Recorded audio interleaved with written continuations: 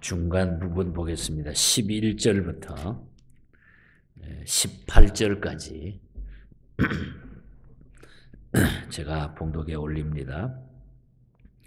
여호와께 드릴 화목 제물의 규례는 이러하니라. 만일 그것을 감사함으로 드리면 기름 섞은 무교병과 기름 바른 무교 전병과 고운 가루에 기름 섞어 구운 과자를 그 감사 제물과 함께 드리고 또 유교병과 화목제의 감사 제물과 함께 그 예물로 드리되 그 전체의 예물 중에서 하나씩 여호와께 거제로 드리고 그것을 화목제의 피를 뿌린 제사장들에게로 돌릴지니라.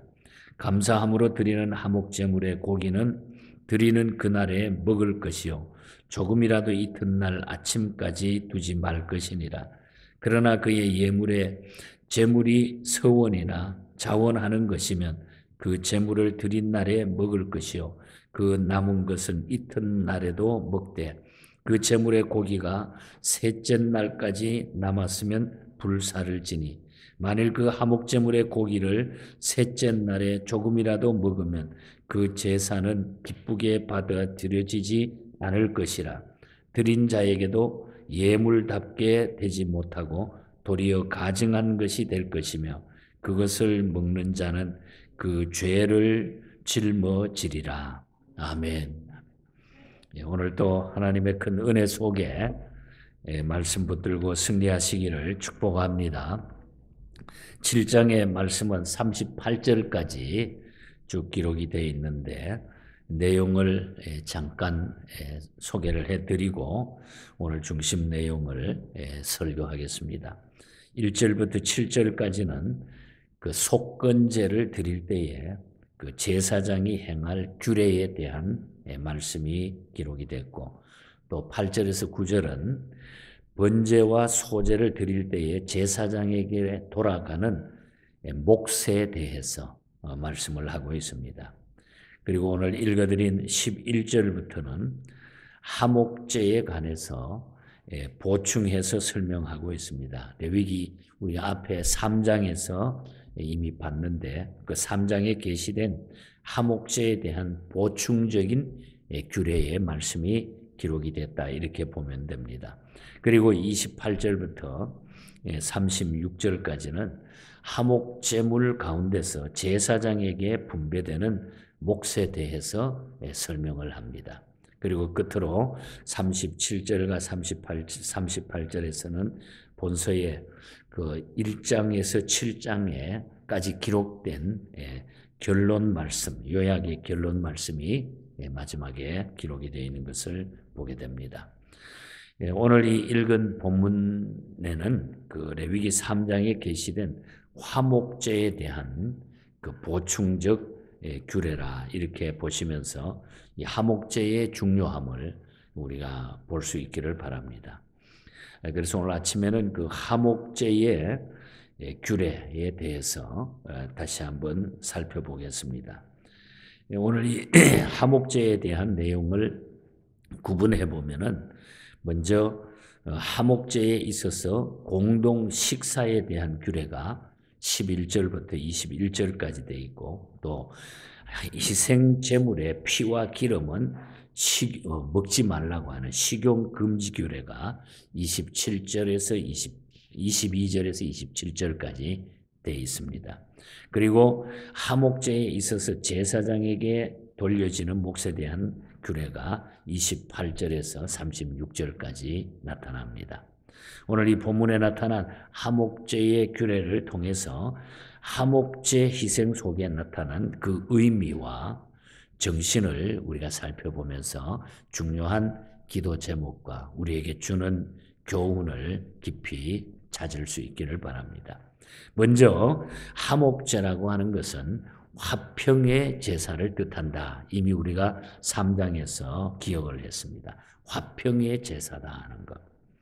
화목제를 드리는 경우에 세 가지 경우라고 그랬죠. 오늘 또 나타나는데 먼저 감사제로 드리는 화목제. 이 감사제는 받은 바 어떤 특별한 자비에 대한 감사로서 즉 우리가 뭐 병이 나았다든지 또 여행을 무사히 마쳤다든지 또 바다에서 안전하게 되었다든지 할 때 감사제를 드리라. 그렇게 말씀하고 있습니다. 그리고 이 감사제는, 이 제사는 자발적인 제사였고 봉헌자는 경제적 여건에 따라 가지고 암수 구분 없이 흠없는 소라든지 양이라든지 염소를 자유롭게 드릴 수 있는 제사가 바로 하목제 가운데 감사제입니다. 그리고 서원제가 있습니다. 서원제는 어떤 재난을 겪었을 때에 하나님의 뜻대로 살겠다고 결심하고 서원하는 심령으로 드리는 서원제가 바로 이 서원 감사제인 것입니다. 그리고 자원제가 있습니다. 낙헌제라고도 말하죠. 자원제. 무언가 추구하거나 바라는 것이 있어서 어떤 특별한 자비를 단언할 때에 자원하는 심정으로 드리는 자원제가 있었다는 겁니다. 우리가 이렇게 볼 때에 감사제가 가급 베푸신 은혜를 감사하는 일이라고 한다고 하면은 서원제와 이 자원제는 소망의 기대를 바라는 그 미래지향적인 이런 일이라고 볼 수가 있을 것입니다. 이 하목제의 제물은 그럼 어떤 것을 드리는가? 제사장과 제물을 가져온 자가 공동으로 식사를 하게 했다고 하는 것입니다. 15절에서 21절 사이에 나타나죠. 하목제의 제물은 제사장하고 제물을 가져온 자가 공동으로 그것을 먹게 했다. 실로 하목제물을 먹는다고 하는 것은 무슨 뜻일까요? 하나님으로부터 받은 은혜를 깊이 감사하는 행위를 말하는 겁니다. 하나님과의 하목의 친교를 나누는 복된 행위를 의미하고 있다는 거죠. 음식을 같이 나누어 먹다. 그리고 동시에 이웃 간의 하목을 이루는 그런 행위가 되었다고 하는 것입니다. 하지만 그 고기를 먹는 자는 정결한 자만 먹어야 된다. 그렇게 말해요. 19절에서 20절에 19절 특별히 보면은 그 고기가 부정한 물건에 접촉되었으면 먹지 말고 불사를 것이라. 그 고기는 깨끗한 자만 먹을 것이니 정결한 자만 그 고기를 먹을 수 있다. 그렇게 말하고 있습니다. 그리고 만약에 이 같은 요소가 충족되지 않을 경우에는 친교와 하목은 그냥 선민의 공동체로부터 추방당할 것이라. 그래서 21절 그 마지막에 보면은 자기 백성 중에서 끊어지리라. 정결하지 않고 여기에 대해서 조건을 갖추지 않고 했다고 하면은 자기 백성에게 끊어지리라. 추방당하리라. 그렇게 아주 무서운 말씀을 주고 있죠. 이것은 무엇을 말합니까? 이것은 하나님과의 참된 하목은 먼저 자신을 모든 부정과 세속에서부터 분리시키는 거룩한 삶을 살아가고자 하는 자들에게만 이것이 이루어지게 된다는 거예요. 그러니까 자기가 정말로 부정하고 세속적인 거, 이 모든 것을 다 우리가 버려야 된다는 거죠. 그래야 우리가 하나님 앞에 거룩하신 하나님 앞에 우리가 화목이 이루어지게 된다. 그래서 화평을 의미하는 거예요. 화목제는 화평의 제사다. 그래서 우리가 하나님과 우리 사이의 화목, 이웃과의 이 화목. 그러니까 우리는 하나님 앞에는 이 화목의 제사가 대단히 중요한 거예요.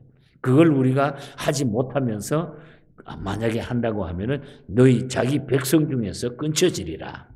이렇게 말씀하고 있다는 거죠. 그러니까 우리가 예수 믿는 하나님을 사랑하는 사람은 이웃을 사랑하게 되고 이웃을 사랑하게 되면 하나님을 사랑할 수 있다는 거죠. 그러니까 하목제는 언제나 화평이다 하는 거. 그 다음에 하목제의 희생에 기름하고 피는 절대로 먹지 말라 그랬어요. 22절에서 27절 사이의 말씀인데 여기에 기름은 생명을 유지시켜주는 힘을 상징합니다. 기름. 그래서 우리가 이 사람이 기름기를 먹지 않으면 안 되잖아요. 추위도 이길 수 있는 게 전부 우리 몸에 이 어떤 기름이 있기 때문에 그걸 이겨나가는 거죠. 기름은 생명을 유지시켜주는 힘을 상징하는 거고 피는 생명 그 자체를 말한다고 하는 거죠. 이처럼 생명의 상징적인 피와 생명을 살찌게 하는 기름의 사용을 금하신 것은 왜 그걸 금했느냐? 하나님만이 모든 생명의 근원이시며 그 생명체를 주관하시는 분임을 가르치기 위해서 그렇게 하셨다는 거예요. 하나님만이 생명의 주체고 우리를 인도하고 우리를 죽이고 살릴 수 있다는 거죠. 그러므로 기름과 피는 지극히 거룩한 지성물로서 반드시 하나님께 돌려야 할 여호와의 몫이었다. 그걸 먹지 말라는 거예요. 여호와의 몫이라는 거죠. 따라서 이처럼 기름과 피를 하나님께 돌림은 모든 생명의 주인은 오직 하나님임을 고백하는 거예요. 생명의 주인은 우리 하나님이시다. 이렇게 생명을 창조하신 창조주와 생명을 부여받은 피조물을 우리가 피조물임을 인정할 때에 그곳에서 하나님과의 아름다운 화목이 이루어진다. 그래서 화목제의 희생의 기름과 피는 절대로 먹지 말라. 하나님의 몫이다. 하나님의 것이다. 이것이 바로 화목제에 담겨져 있는 화목제사의 중요함을 우리에게 보여주고 있다는 거죠. 끝으로 하나 더 보면은 제사장에게 돌려지는 몫에 대한 규례가 쭉 나타납니다. 28절부터 36절까지. 하나님께서는 성막에서 화목제 희생제사를 집전하는 제사장들에게 요제로 바쳐진 희생 짐승의 가슴 부위와 거제로 바쳐진 오른쪽 뒷다리 부분을 제사장의 몫으로 돌려주어라 그랬어요. 여기 요제라고 하는 것은 흔들어서 드리는 그런 제사의 방식이죠. 그리고 거제라고 하는 것은 예물을 수직으로 올렸다 내려놓는 이런 식의 제물을 드리는 방법입니다. 그래서 요제로 드렸을 때 그 가슴 부위하고 거제로 받쳐진 오른쪽 뒷다리 부분을 제사장의 몫으로 돌려주었다. 제사장의 몫으로. 제사장의 몫으로 주신 이유는 무엇일까요, 여러분? 오직 성막에서 당신의 일을 헌신하는 제사장의 수고를 아시고 그들의 생계를 책임져 주시되 풍성하게 하나님이 허락하셨다는 것입니다. 이렇게 풍성하게 허락해 주시는 이유는 뭡니까? 생계의 위협을 받지 말고 오직 맡겨진 거룩한 직무에 충실하도록 하기 위해서 하나님이 그것을 풍성하게 먹고 살 수 있도록 주셨다는 거예요. 여기서 우리는 인간의 영혼뿐만 아니라 육신에 관한 의식주 문제까지 섬세하게 배려해 주시는 우리 하나님의 깊은 사랑을 보게 되는 거죠. 그러니까 우리가 사실 이 땅 위에 살면서 하나님의 백성이 먹고 입고 살아가는 이 의식주의 모든 문제도 하나님의 손에 달려 있다는 거예요. 우리가 하나님의 뜻대로 하나님의 말씀대로 붙들고 살다가 보면은 하나님이 거기에 필요한 것을 주신다고 하는 것. 그래서 이것이 하나님과 우리와의 관계라는 거예요. 그래서 화목제에 담겨져 있는 깊은 뜻을 우리가 깊이 새기게 됩니다. 그리고 37절과 38절은 보면은 오늘 본서에 이 1장부터 7장까지 요약의 말씀이 기록이 되어 있죠. 우리가 37절에 보면 이는 번제와 소제와 속죄제와 속건제와 위임식과 화목제의 규례라. 38절에 보면 여호와께서 시내 광야에서 이스라엘 자손에게 그 예물을 여호와께 드리라 명령하신 날에 시내산에서 이같이 모세에게 명령하셨더라. 하나님께서 시내산에서 모세에게 명하신 명령 하나님의 말씀이라는 거예요. 하나님의 말씀. 여러분, 이 하나님의 말씀으로 주셨기 때문에 우리가 이 하나님의 말씀을 믿고 굳건히 붙들고 살아가는 것이 우리의 복이라고 하는 것입니다. 그리고 찰스 그 웨슬리 목사님께서 레위기 8장 그 다음 장인데 8장 그 5절에 보면은 모세가 회중에게 이르되 여호와께서 행하라고 명령하신 것이 이러하니라. 여호와의 부탁이죠. 그러니까 하나님께서 모세에게 부탁하신 말씀을 모든 백성에게 이르라. 이것을 이 웨슬리 목사님이 하루는 성경을 읽다가 모세가 회중에게 이르되 여호와께 명하라고 명령한 것은 이러하니라. 여호와의 부탁이라고 하는 이런 것을 주석을 매튜 헨리의 주석을 쫙 읽다가 웨슬리 목사님이 찬송시를 쓴 것이 오늘 아침에 불렀던 나 맡은 본분이라고 하는 이 찬송시가 됩니다. 자, 하나님께서 여호와께서 부탁하신 메시지의 중심이 뭐냐? 그러면은 이 하나님께서 이 복음을 통해서 특별히 이 레위기를 통해서 주셨던 부탁의 말씀이 뭐냐? 첫 번째가 나 맡은 본분은 구주를 높이고 묻 영원 구원 얻도록 있는 영혼 구원이라는 거예요. 영혼 구원. 우리가 살아가는데 영혼 구원. 그 다음에 두 번째로는 2절에 보면은 부르심 받들어 형제 섬기며 구주의 뜻을 따라 내 정성다. 형제를 섬기고 이웃과의 사랑의 관계가 주님께서 우리에게 주신 구원의 복음의 핵심이라는 거예요. 그 다음에 세 번째는 3절인데 주 앞에 모든 일 잘 행케 하시고 이후에 주를 배울 때 상 받게 하소서. 바로 살아가지고 하나님 앞에 설 때에 상 받는 성도가 우리가 돼야 된다. 우리가 바로 살아야 된다. 그리고 마지막 4절에 보면 나 항상 늘 깨어 기도하며 내 믿음 변치 않도록 날 지켜주셔서. 믿음이 변치 않기 위해서는 그와 같은 믿음이 변치 않기 위해서는 늘 우리의 기도의 삶을 살아야 된다. 이걸 웨슬리 목사님이 이 레위기 8장 15절을 매튜 헨리 주석을 읽다가 감동이 돼가지고 이 찬송 가사를 썼는데 얼마나 그냥 엑기스 같은 메시지가 담겨져 있는 찬송입니다.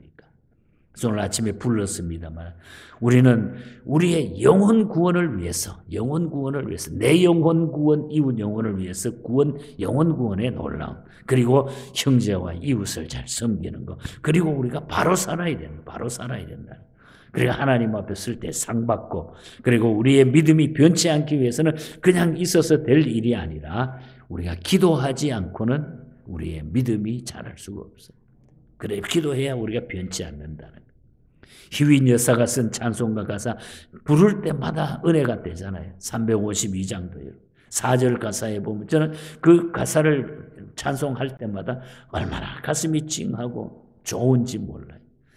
내 임금 예수 내 주여 이 마음과 이천한 몸 그 보배 피로 값주고 주친이 사신 몸이오니 나 이제 사나 죽으나 주 뜻만 따라 살리라. 나 이제 사나 죽으나 주님의 뜻만 따라 살리라. 우리가 하나님 앞에 살아가면서 이렇게 구원해 주신 하나님의 놀라운 은혜 속에 이제 내가 그냥 사나 죽으나 주의 뜻만 따라 살겠습니다. 이러면 마음이 편해지고 행복해지는데 왜 그렇게 많이 계산하고 뭘 이렇게 막고 뭐 이유가 많은지.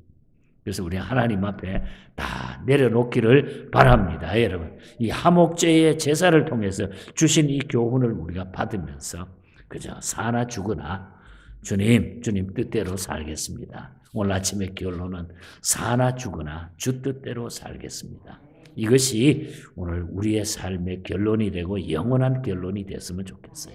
이 믿음으로 이 한 주간도 멋지게 살아가시고 고민되고 힘든 모든 것 다 내려놓고 사나 죽으나 나 주님 뜻대로 살 겁니다 하고 나가면은 모든 것이 해결될 줄 믿습니다. 이 믿음의 사람, 승리의 사람 되시기를 바랍니다.